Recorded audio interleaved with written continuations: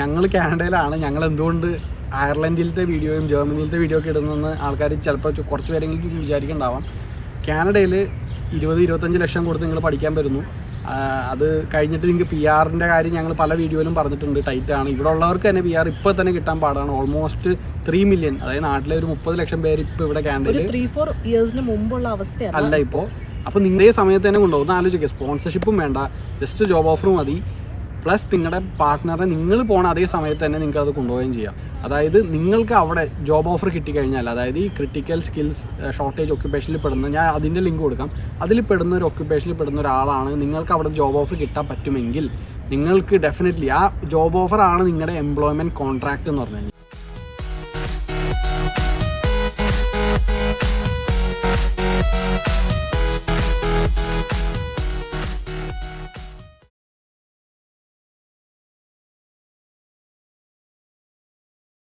Hi guys, welcome back to Canadian tusker. അപ്പോൾ ഇന്ന് നമ്മൾ സംസാരിക്കാനായിട്ട് ഉദ്ദേശിക്കുന്ന കാര്യം നമുക്ക് ഒരു എംപ്ലോയ്മെൻറ്റ് വിസേനെ പറ്റിയാണ്. അല്ലെങ്കിൽ ജോബ് വിസ വെച്ചിട്ട് നമുക്ക് വേറൊരു രാജ്യത്ത് പോകാൻ കിട്ടുന്ന ഒരു വൺ ഓഫ് ദി ഗ്രേറ്റ് അവസരമാണത്. നമ്മൾ കാനഡയിലെ കുറിച്ചുള്ള കുറേ വിസ, അതുപോലെ തന്നെ ഓസ്ട്രേലിയയിൽ, UK എല്ലാവരും ഇങ്ങനെ ഈ ഉള്ള കൺട്രീസ് 2-3 കൺട്രീസാണ് ഏറ്റവും കൂടുതൽ ഫോക്കസ് ചെയ്യണത്. അപ്പോൾ ഇത് മാത്രമല്ലാതെ ഇതുപോലെ തന്നെ ഇംഗ്ലീഷ് സ്പീക്കിംഗ് കൺട്രീസ് നമുക്ക് വേറെ ഉണ്ട്. അപ്പോൾ അതിനകത്ത് ഒരു കൺട്രിയാണ് അയർലൻഡ് എന്ന് പറയുന്നത്. അപ്പോൾ അയർലൻഡിലുള്ള ഒരു സ്പെഷ്യൽ കാറ്റഗറിയിൽ വരുന്ന ഒരു വിസയാണ്. നമ്മൾ ഒട്ടും നോട്ടീസ് ചെയ്യാത്തൊരു കൺട്രി കൂടിയാണ് അയർലൻഡ്. അതാണ് അയർലൻഡിൻ്റെ ഒരു പ്രത്യേകത. അയർലൻഡ് എന്താ പറയുക, ടോപ്പായിട്ട് ഈ പറഞ്ഞ UK, ഓസ്ട്രേലിയ, കാനഡ, US അതിലൊന്നും ഇതാപ്പെടാത്ത, എന്നാൽ അതേപോലെ തന്നെ നല്ല രീതിയിൽ ഡെവലപ്മെൻ്റ് ഉള്ള ഇംഗ്ലീഷ് സ്പീക്കിംഗ് കൺട്രി ആയിട്ടുള്ള. ഇപ്പോൾ നമ്മൾ ചിലർ പറയാറുണ്ട് ജർമ്മനി പോകുമ്പോൾ ജർമ്മൻ പഠിക്കണം, ഫ്രാൻസിൽ പോകുമ്പോൾ, സ്പെയിനിൽ പോകുമ്പോൾ, ഇറ്റലി പോകുമ്പോൾ. അപ്പോൾ അവിടെയൊക്കെ ഒരു പ്രശ്നമുണ്ട്. പക്ഷേ ഇവിടെ എന്ന് പറയുമ്പോൾ ഐറിഷ് ഭാഷ ഉണ്ടെങ്കിൽ പോലും നല്ല രീതിയിൽ ഏറ്റവും കൂടുതൽ ഇംഗ്ലീഷും സംസാരിക്കുന്ന രാജ്യമാണ് ഈ പറഞ്ഞു കഴിഞ്ഞാൽ ഈ അയർലൻഡ് എന്ന് പറഞ്ഞാൽ. അപ്പോൾ അവിടെ ഒരു അടിപൊളി വിസയുടെ ഒരു ഓപ്പർച്യൂണിറ്റിയാണ് ബേസിക്കലി പറയാൻ ഉദ്ദേശിക്കുന്നത്. ഇത് മെയിനായിട്ട് വരാനുള്ള കാരണം എന്ന് പറയുമ്പോൾ ലേബർ ഷോർട്ടേജ് ആണ്. അപ്പോൾ ഈ ലേബർ ഷോർട്ടേജ് വരാനുള്ള മെയിൻ ആയിട്ടുള്ള റീസൺ എന്താണെന്ന് വെച്ച് കഴിഞ്ഞാൽ, ഒന്നാമത്തെ കാര്യം നമുക്ക് എല്ലാവർക്കും അറിയാം, പാൻഡമിക്. ഈ പാൻഡമിക് കഴിഞ്ഞ് കഴിഞ്ഞപ്പോൾ ഒരുപാട് കൺട്രീസിൽ ഒരുപാട് ചേഞ്ചസ് വന്നിട്ടുണ്ട്. ഒരുപാട് സാധനങ്ങളുടെ വിലയൊക്കെ കൂടിയിട്ടുണ്ട്. പിന്നെ അതുപോലെ തന്നെ ജോലികൾ കുറഞ്ഞു. പിന്നെ ഒരുപാട് ഈ ജോലികൾ കുറയാനുള്ള മെയിൻ റീസൺ എന്താണെന്ന് വെച്ചാൽ, ഒരുപാട് പേര് ആ സമയത്ത് ജോലിയിലുണ്ടായിരുന്ന ആൾക്കാർ ജോലി ലീവ് ചെയ്ത് പോയിട്ടുണ്ട്. അപ്പോൾ അങ്ങനെയൊക്കെ വന്നു കഴിയുമ്പോൾ ആഫ്റ്റർ പാൻഡമിക് കുറേ ഷോർട്ടേജ് വന്നു. പിന്നെ അതുപോലെ തന്നെ റിട്ടയർമെൻറ്റ് ടൈം. അപ്പോൾ ഏർലി റിട്ടയർമെൻറ്റ് ഒരുപാട് ആൾക്കാർ ആഗ്രഹിക്കുന്നുണ്ട്, നമ്മളെല്ലാവരും ആഗ്രഹിക്കുന്നുണ്ട്. അതുപോലെ തന്നെ അവിടെ ആ ഒരു സ്റ്റേജും ആണ്. അതുപോലെ തന്നെ ഉള്ളൊരു സംഭവമാണ് കരിയർ ചേഞ്ച്. കാരണം നമ്മൾ ഇപ്പോൾ പല സ്റ്റുഡൻസും, ഇപ്പോൾ ഇവിടെ വന്നേക്കുന്ന സ്റ്റുഡൻസ് ആണെങ്കിൽ പോലും, ഫോർ എക്സാമ്പിൾ പറയുകയാണെങ്കിൽ, ഇപ്പോൾ ചിലപ്പോൾ എടുത്ത് വരുന്ന ഒരു കോഴ്സ് ആണെങ്കിൽ പോലും കുറച്ച് നാൾ കഴിയുമ്പോൾ ഇവിടുത്തെ ഡിമാൻഡ് മാറി വേറൊരു കോഴ്സിലോട്ട് ഉള്ള, അല്ലെങ്കിൽ വേറൊരു ഏരിയയിൽ ഡിമാൻഡ് വന്നു കഴിഞ്ഞാൽ ചിലപ്പോൾ ആൾക്കാർ ഒരു 1 year 2 year കോഴ്സ് ആണെങ്കിലും ഓക്കെ ആഫ്റ്റർ PR കിട്ടിയതിന് ശേഷം അങ്ങനെ ചേഞ്ച് ചെയ്യാറുണ്ട്. അപ്പോൾ അതുപോലെ തന്നെ ഏത് കൺട്രിയിലെ പോലെ തന്നെ അയർലൻഡിലും അങ്ങനെ ഒരു അതെ സംഭവിക്കുന്നുണ്ട്. അതുകൊണ്ടാണ് ശരിക്കും പറഞ്ഞാൽ ഈ ഷോർട്ടേജ്, ലേബർ ഷോർട്ടേജ് വരാൻ തന്നെയുള്ള റീസൺ. കാരണം ഇപ്പോൾ ചിലപ്പോൾ ചിലവർ ഹെൽത്ത് കെയറിലോട്ട് ചേഞ്ച് ചെയ്യുന്നവരുണ്ടാവും. അപ്പോൾ ഈ പറഞ്ഞ ഹെൽത്ത് കെയറിൽ ആൾക്കാർ കൂടി വരുന്നുണ്ട്. പക്ഷെ അന്നേരം അതിനനുസരിച്ച് ബാക്കിയുള്ള പ്രൊഫഷനുകളിൽ കുറച്ചിങ്ങനെ ഷോർട്ടേജ് വരും. എന്ന് വെച്ചാൽ ഓൾവേസ് എപ്പോഴും ഷോർട്ടേജ് എന്നല്ല, ഇടയ്ക്കിടയ്ക്കാണെങ്കിലും ഷോർട്ടേജ് ഉണ്ടാവും. അപ്പോൾ അത് ഒന്ന് കവറപ്പ് ചെയ്യാൻ വേണ്ടിയാണ് ഇങ്ങനത്തെ ബേസിക്കലി ഒരു വിസ ഇറക്കിയിരുന്നത്. അപ്പോൾ അയർലൻഡിൽ ഇപ്പോൾ ശരിക്കും ഒരുപാട് ആൾക്കാർ ആവശ്യമുണ്ട്. അത് ജെനുവിൻ ഫാക്റ്റാണ്. നിങ്ങൾക്ക് തന്നെ അവിടുത്തെ വെബ്സൈറ്റിലും അവിടുത്തെ ഗവൺമെൻറ് ആയിട്ടുള്ള അവർ കൊടുത്തേക്കുന്ന പബ്ലിക്കേഷൻസിലൊക്കെ നിങ്ങൾക്ക് കയറി നോക്കാവുന്ന ഒരു കാര്യമാണ്. CSCP ആണ് നമ്മൾ ഉദ്ദേശിച്ചത്. CSCP എന്ന് പറയുമ്പോഴേക്കും ക്രിട്ടിക്കൽ സ്കിൽ എംപ്ലോയ്മെൻറ്റ് പെർമിറ്റ്. അതായത് അപ്പോൾ നമുക്കൊരു ഡൗട്ട് ഉണ്ടാവും ഏതൊക്കെ പ്രൊഫഷൻസ് ആണ് ഇതിൽ പെടുന്നത് എന്നുള്ളത്. അപ്പോൾ ബേസിക്കലി ഇവിടെ പെടുന്നതായിട്ടുള്ള പ്രൊഫഷൻസ് എന്ന് പറയുന്നത് എല്ലാവർക്കും അറിയാവുന്നതുപോലെ തന്നെ ഹെൽത്ത് കെയറിലുള്ള നേഴ്സസ് ഇതിനകത്ത് വരും. പിന്നെ അതുപോലെ തന്നെ എഞ്ചിനീയേഴ്സ് ഉണ്ട്. പിന്നെ അതുപോലെ തന്നെ വേറെ അതാണ് എനിക്ക് ആക്ച്വലി കാരണം എന്താണെന്ന് വെച്ചാൽ, വേറെ ഒരുപാട് രാജ്യങ്ങളിൽ പല വിസ ഓപ്പർച്യൂണിറ്റി ഒരുപാട് കാര്യങ്ങൾ വരുന്നുണ്ട്. പക്ഷെ എന്തൊക്കെ വന്നാലും ഈ ഒരു കാറ്റഗറി ഞാൻ വളരെ കുറച്ചേ കണ്ടിട്ടുള്ളൂ, മാനേജ്മെന്റ് ബിസിനസ് ഫീൽഡ് എന്ന് പറഞ്ഞാൽ. പക്ഷേ ഇതിനകത്ത് എനിക്ക് ആ ഒരു സ്പെഷ്യലായിട്ട് തോന്നിയത്, ഒരു ബിസിനസ് റിലേറ്റഡ് ആയിട്ടുള്ള കോഴ്സ് പഠിച്ചേക്കുന്ന ആൾക്കാർക്കും കൂടെ കൂടി ഈ വിസ കൊടുക്കുന്നുണ്ടെന്ന് പറയുമ്പോൾ തന്നെ അതിൻ്റെ അർത്ഥം അവിടെ കുറച്ച് ഷോർട്ടേജ് ഉണ്ട്. അപ്പോൾ ഇങ്ങനെ ഒരു ബാക്ക്ഗ്രൗണ്ട് ഉള്ള ആൾക്കാർക്കും നിങ്ങൾക്ക് അപ്ലൈ ചെയ്യാൻ പറ്റിയ ഒരു ബെസ്റ്റ് ഒരു ചോയ്സ് ആണ് ശരിക്കും പറഞ്ഞ ഈ ഒരു അയർലൻഡ് വിസ എന്ന് പറയുമ്പോൾ. അതെ, അപ്പോൾ നിങ്ങൾ ഡെഫിനറ്റ്ലി ഈ പറഞ്ഞ വിസയിൽ ഞങ്ങൾ അതിനെപ്പറ്റി ഡീറ്റെയിൽസ് ഇപ്പോൾ പറയുന്നതാണ്. അപ്പോൾ നിങ്ങൾ അത് കൃത്യമായിട്ട് മനസ്സിലാക്കി. കാരണം ഒരു വിസ എന്ന് പറയുമ്പോൾ നമ്മൾ എടുത്തോ പിടിച്ചോ എന്ന് പറഞ്ഞ് ചെയ്യേണ്ട കാര്യമല്ല. പക്ഷേ ഞങ്ങൾ അതിൻ്റെ കീ പോയിന്റ്സ് ഇതിൽ പറയുന്നതാണ്. ബാക്കി ഞാൻ ലിങ്ക് വെബ്സൈറ്റ് ലിങ്ക് ഡീറ്റെയിൽ കൊടുക്കാം. അപ്പോൾ നിങ്ങൾക്ക് അതിൽ കയറി കൃത്യമായിട്ട് വായിച്ച് നോക്കി മനസ്സിലാക്കാവുന്നൊരു കാര്യമുള്ളൂ. എളുപ്പമാണ്, ഇതിൽ കൂടുതൽ കോംപ്ലിക്കേഷൻസ് ഒന്നുമില്ല. അപ്പോൾ നമുക്കൊന്നും വേറെ ഒന്നും ചിന്തിക്കാതെ നമുക്ക് അതിൻ്റെ ഡീറ്റെയിൽസിലോട്ട് കിടക്കാം. അപ്പോൾ എല്ലാ രാജ്യത്തും വർക്ക് വിസ എന്ന് പറയുമ്പോൾ നമ്മളെന്താ വിചാരിക്കുന്നത്, നമ്മളൊക്കെ അവിടെ ആരെങ്കിലും സ്പോൺസർഷിപ്പ് നൽകണം, അതായത് ഒരാൾ സ്പോൺസർ ചെയ്യാതെ എങ്ങനെ പോകുക എന്നുള്ളതാണ് നമുക്ക് എല്ലാവർക്കും ഉള്ള സംശയം. പക്ഷേ ഈ ഒരു കാറ്റഗറി ഓഫ് പെർമിറ്റിൻ്റെ അല്ലെങ്കിൽ CSEPയുടെ പ്രത്യേകത എന്ന് പറയുമ്പോൾ നമുക്ക് ഒരു സ്പോൺസറിനെ ആവശ്യമില്ല എന്നുള്ളതാണ്. അതായത് നിങ്ങൾക്ക് അവിടെ ജോബ് ഓഫർ കിട്ടിക്കഴിഞ്ഞാൽ, അതായത് ഈ ക്രിട്ടിക്കൽ സ്കിൽസ് ഷോർട്ടേജ് ഒക്യുപ്പേഷനിൽ പെടുന്ന, ഞാൻ അതിൻ്റെ ലിങ്ക് കൊടുക്കാം, അതിൽ പെടുന്ന ഒരു ഒക്യുപ്പേഷനിൽ പെടുന്ന ഒരാളാണ് നിങ്ങൾക്ക് അവിടെ ജോബ് ഓഫർ കിട്ടാൻ പറ്റുമെങ്കിൽ നിങ്ങൾക്ക് ഡെഫിനറ്റ്ലി ആ ജോബ് ഓഫർ ആണ് നിങ്ങളുടെ എംപ്ലോയ്മെന്റ് കോൺട്രാക്ട് എന്ന് പറഞ്ഞു കഴിഞ്ഞാൽ. ഈ ജോബ് ഓഫർ ആക്ച്വലി കിട്ടുന്നു എന്ന് പറയുമ്പോൾ നമ്മൾ സാധാരണ അപ്ലൈ ചെയ്യുന്നത് പോലെ നമ്മുടെ നാട്ടിലാണെങ്കിലും നമ്മൾ ഇന്ത്യയിലാണെങ്കിലും നമ്മൾ ഇൻഡീഡ് ത്രൂവോ അല്ലെങ്കിൽ ലിങ്ക്ഡിൻ ത്രൂ ഒക്കെ അപ്ലൈ ചെയ്യുന്നുണ്ട്. അപ്പോൾ അതുപോലെ തന്നെ ഇതിനകത്തും അങ്ങനെ നിങ്ങൾ ലിങ്ക്ഡിനോ ഇൻഡീഡോ ഒക്കെ പിന്നെ അയർലൻഡിൻ്റെ ഒരു വെബ്സൈറ്റ് ഉണ്ട് jobs.ie, അപ്പോൾ അതിൽ കൂടി നിങ്ങൾക്ക് അപ്ലൈ ചെയ്യാം.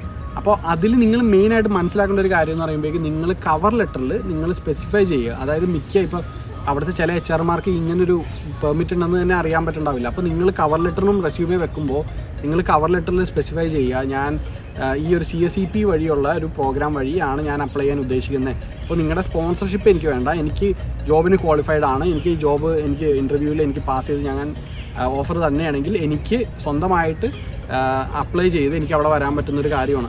അത് മെൻഷൻ ചെയ്യണം. അതുപോലെ തന്നെ നിങ്ങൾക്ക് വേണ്ട ഒരു ജോബ് ഓഫർ എന്ന് പറയുമ്പോൾ 2 ഇയേഴ്സിന്റെ ജോബ് ഓഫർ തന്നെ നിങ്ങൾ ഒപ്പിച്ചെടുക്കണം എംപ്ലോയറിന്റെ അടുത്ത് നിന്ന്. ബിക്കോസ് നിങ്ങൾ അപ്ലൈ ചെയ്യുന്നത് തന്നെ ഓക്കെ ഈ ഒരു കാറ്റഗറി, അത് 2 ഇയേഴ്സ് കഴിയുമ്പോൾ നിങ്ങൾക്ക് PR എന്നുള്ള ആ ഒരു വിസയിലോട്ട്, 2 ഇയേഴ്സ് കഴിയുമ്പോഴാണ് നിങ്ങൾക്ക് PR-ലോട്ട് എത്തുന്നത്. അപ്പോൾ നിങ്ങൾക്ക് ജോബ് ഓഫർ 2 ഇയേഴ്സിലോട്ട് ആയിരിക്കണം തരേണ്ടത്. അതെ. പിന്നെ അതുപോലെ തന്നെ നമ്മൾ ചിന്തിക്കേണ്ട വേറൊരു കാര്യം എന്താണെന്ന് വെച്ച് കഴിഞ്ഞാൽ, നമുക്ക് ജോബ് ഓഫർ കിട്ടിക്കഴിഞ്ഞ് നമ്മൾ അവിടെ ചെന്ന് കഴിഞ്ഞിട്ട് നമുക്ക് ജോബ് മാറാൻ പറ്റുമോ എന്ന് ചിലപ്പോൾ ചിലവർ ചിന്തിക്കും. നിങ്ങൾക്ക് ജോബ് മാറാൻ പറ്റും, പക്ഷേ 1 ഇയർ എങ്കിലും നിങ്ങൾ ആ ഇനീഷ്യൽ ആയിട്ടുള്ള എംപ്ലോയറിന്റെ അണ്ടറിൽ വർക്ക് ചെയ്തിരിക്കണം. അത് വർക്ക് ചെയ്ത് കഴിഞ്ഞിട്ട് നിങ്ങൾക്ക് മാറാം. അതായത് നിങ്ങളെ കൊണ്ടുപോയ എംപ്ലോയർ ആരാണോ അയാളുടെ അടുത്ത് നിങ്ങൾ 1 വർഷം നിൽക്കണം. അതെന്തായാലും മസ്റ്റ്. അത് കഴിഞ്ഞിട്ട് ആ 1 ഇയർ കഴിയുമ്പോൾ നിങ്ങൾക്ക് you are free to go into any company. അപ്പോൾ ആ ഒരു ഇതുണ്ട്, അത് നിങ്ങൾ മനസ്സിലാക്കണം. അതുപോലെ തന്നെ കുറച്ച് പേർക്ക് ചിലവർ ചോദിക്കും, ഇപ്പോൾ കാനഡയിൽ പോകുന്നതിനോ അപ്പോൾ ഓരോ കൺട്രീസിൽ UK പോകുന്നതിനൊക്കെ ആണെങ്കിൽ റെസ്ട്രിക്ഷൻസ് ഉണ്ട്. അതായത് നമ്മുടെ പാർട്ട്ണറിനെ നമ്മുടെ കൂടെ കൊണ്ടുപോകാൻ പറ്റത്തില്ല, അല്ലെങ്കിൽ അങ്ങനെ കുറച്ച് റെസ്ട്രിക്ഷൻസ് ഉണ്ടാവും.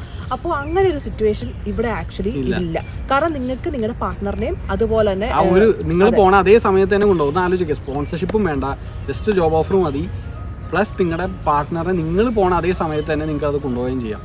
പിന്നെ അതുപോലെ തന്നെ ഈ ഒരു വിസ കിട്ടാനുള്ള ഒരു എലിജിബിലിറ്റി ക്രൈറ്റീരിയ എന്ന് പറയുമ്പോഴേക്കും നമുക്ക് ഒരു ആനുവലി അറൗണ്ട് 38,000 euros.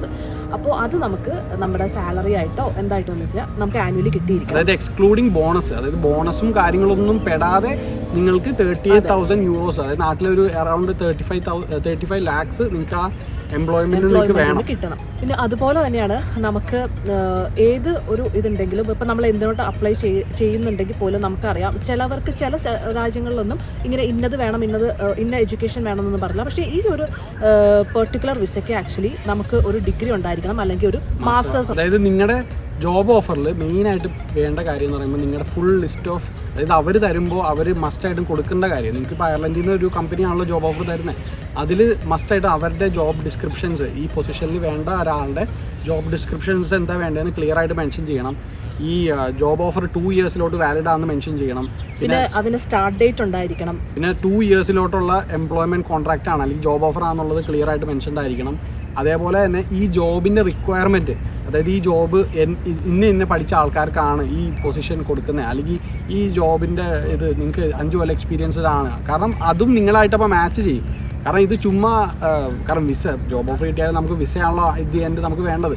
വിസ കിട്ടിയാലാണ് നമുക്ക് അവിടെ ചെല്ലാൻ പറ്റുള്ളൂ, നമുക്ക് അവിടെ വർക്ക് ചെയ്യാൻ പറ്റുള്ളൂ, 2 ഇയേഴ്സ് അവിടെ നിന്നിട്ട് നമുക്ക് PR അടിക്കാൻ പറ്റുള്ളൂ. അപ്പോൾ വിസയുടെ ക്രൈറ്റീരിയ അവർ മാച്ച് ചെയ്യാൻ, അവർക്കൊന്ന് കൺഫേം ചെയ്യാൻ ആ ഒരു കാര്യങ്ങൾ നോക്കുന്ന കാര്യം. ഇപ്പോൾ ജോബ് കഴിഞ്ഞ് കഴിഞ്ഞാൽ നിങ്ങൾ ഡയറക്റ്റ് ആയിട്ട് പെർമനന്റ് റെസിഡന്റ് ആവുകയാണ് അവിടുത്തെ. അപ്പോൾ ഒരു ഇംഗ്ലീഷ് സ്പീക്കിംഗ് കൺട്രിയുടെ പെർമനന്റ് റെസിഡന്റ് ആയി കഴിഞ്ഞാൽ ഇനി നിങ്ങൾക്ക് വേറെ ഏതെങ്കിലും കൺട്രിയിലോട്ടൊക്കെ ഫ്യൂച്ചറിൽ മൂവ് ചെയ്യണമെന്ന് ഉണ്ടെങ്കിൽ പോലും അത് ഒരു വലിയൊരു ഒരു മൈൽ സ്റ്റോൺ അച്ചീവ് ചെയ്തൊരു ഇതുപോലെയാണ്. ഈവൻ നിങ്ങൾ വേറെ രാജ്യത്ത് പോയില്ലെങ്കിലും അയർലൻഡ് സത്യം പറഞ്ഞാൽ വളരെ നല്ല രാജ്യമാണ്. എൻ്റെ ഒരു കസിനുണ്ട്, പുള്ളിക്കാരും നല്ല എക്സ്പീരിയൻസ് ആണ് പറയുന്നത്. എൻ്റെ ഫ്രണ്ട്സൊക്കെ കുറച്ച് 1-2 പേരൊക്കെ അവിടെ പോയിട്ടുണ്ട്. അത്യാവശ്യം നല്ലൊരു രാജ്യം തന്നെയാണ്. ഇപ്പോൾ മെയിനായിട്ട് പെടുന്ന ഇപ്പോൾ UK, കാനഡ, US, ഓസ്ട്രേലിയയിൽ അത്രയും പേര് പോപ്പുലാരിറ്റി ഇല്ലെങ്കിൽ കൂടിയും ഈ ന്യൂസിലാൻഡ് അയർലൻഡ് എന്നൊക്കെ പറയുമ്പോൾ ശരിക്കും പറഞ്ഞ ഒരു ഹിഡൻ ജെംസ് തന്നെയാണ്. അത് ആക്ച്വലി ഞാൻ കേട്ടേക്കുന്നത് കൂടുതലും ന്യൂസിലൻഡും അയർലൻഡും നേഴ്സസ് പോകുന്ന കൺട്രി എന്നുള്ളൊരിതാണ് ഞാൻ കേട്ടേക്കുന്നത്. പക്ഷെ അങ്ങനെയല്ല ആക്ച്വലി. കാരണം നേഴ്സസിനോടൊപ്പം തന്നെ ഇങ്ങനെയുള്ള ആൾക്കാർക്കും ഒരുപാട് ഓപ്പർച്യൂണിറ്റി ഉണ്ട്. അപ്പോൾ അതുകൊണ്ടാണ് അവരിങ്ങനെ ഒരു വിസ ഇറക്കാൻ തന്നെ കാരണം. അപ്പോൾ ഞങ്ങൾ പറഞ്ഞു വരുന്ന കാര്യം എന്ന് പറയുമ്പോഴേക്കും ഞങ്ങൾ കാനഡയിലാണ്, ഞങ്ങൾ എന്തുകൊണ്ട് അയർലൻഡിലത്തെ വീഡിയോയും ജർമ്മനിയിലത്തെ വീഡിയോ ഒക്കെ ഇടുന്നെന്ന് ആൾക്കാർ ചിലപ്പോൾ കുറച്ച് പേരെങ്കിലും വിചാരിക്കുന്നുണ്ടാവാം. കാനഡയിൽ 20-25 ലക്ഷം കൊടുത്ത് നിങ്ങൾ പഠിക്കാൻ വരുന്നു. അത് കഴിഞ്ഞിട്ട് നിങ്ങൾക്ക് PR കാര്യം ഞങ്ങൾ പല വീഡിയോയിലും പറഞ്ഞിട്ടുണ്ട്, ടൈറ്റാണ്. ഇവിടെ ഉള്ളവർക്ക് തന്നെ PR ഇപ്പോൾ തന്നെ കിട്ടാൻ പാടാണ്. ഓൾമോസ്റ്റ് 3 മില്യൺ, അതായത് നാട്ടിലെ ഒരു 30 ലക്ഷം പേര് ഇപ്പോൾ ഇവിടെ കാനഡയിൽ 3-4 ഇയേഴ്സിന് മുമ്പുള്ള അവസ്ഥയാണ് അല്ല ഇപ്പോൾ. അപ്പോൾ നിങ്ങൾക്കൊരു പുറത്തൊരു അവസരം അപ്ലൈ ചെയ്ത് കിട്ടിക്കഴിഞ്ഞാൽ വൈ നോട്ട് എന്നുള്ളൊരു ഓപ്ഷൻ, അതും ഒരു ഇംഗ്ലീഷ് സ്പീക്കിംഗ് കൺട്രി ആകുമ്പോൾ, അതും നല്ലൊരു സാലറി സ്കെയിലൊക്കെ തരുന്നൊരു കൺട്രി ആകുമ്പോൾ ഒരു ഓപ്പർച്യൂണിറ്റി വരുമ്പോൾ അപ്ലൈ ചെയ്യാതിരിക്കുന്ന എന്തിനാണെന്ന് ഞാനാണെങ്കിൽ അപ്ലൈ ചെയ്താൽ അനീഷ ഓഫ് കോഴ്സ് അപ്ലൈ ചെയ്താനേ നിൽക്കുന്നു. അപ്പോൾ അതുകൊണ്ട് തന്നെ make use of the chance that is available right now. So അതുകൊണ്ട് നിങ്ങൾ മസ്റ്റായിട്ടും ഇതേപോലത്തെ ഓപ്പർച്യൂണിറ്റീസിലോട് എപ്പോഴും നമ്മൾ ഇയേഴ്സ് ഓപ്പൺ ആയിരിക്കുക. അതേപോലെ തന്നെ ഇതേപോലത്തെ ഡീറ്റെയിൽസ് നിങ്ങളുടെ വെബ്സൈറ്റിൽ കയറി നിങ്ങൾ നോക്കുക. യൂട്യൂബിൽ കൂടി മാത്രമല്ല, വെബ്സൈറ്റിൽ ഗവൺമെൻറ് വെബ്സൈറ്റിൽ കൃത്യമായിട്ട് കയറി നോക്കുക. എലിജിബിൾ ആണെങ്കിൽ അപ്ലൈ ചെയ്യുക. വിസ കിട്ടി ചിലപ്പോൾ നാളെയോ അല്ലെങ്കിൽ അടുത്ത ആഴ്ചയോ പോകാനുള്ളൊരു അവസരം നിങ്ങൾക്ക് എപ്പോഴെങ്കിലും കിട്ടിയേക്കാം.